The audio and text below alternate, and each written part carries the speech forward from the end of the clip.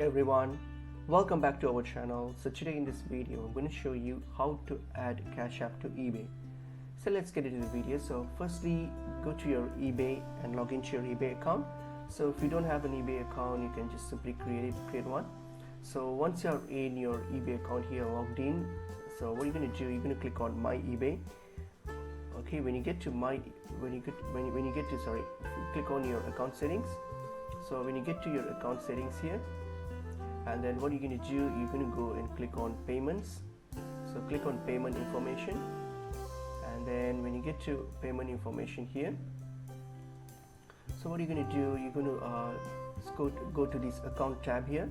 So when you click on the account tab here, and under account tab, so what you're going to do, you'll get to this page here. So here you can add your payment option. So if you want to add your Cash App, you can do so by adding your Cash App card. So simply click on add option and then select the card option here when this loads. So select the card option and then hit on continue, and then here provide the details of your Cash App card. So once you have provided your Cash App MasterCard details, and that's it, your Cash App will be added, your card will be added to your my eBay.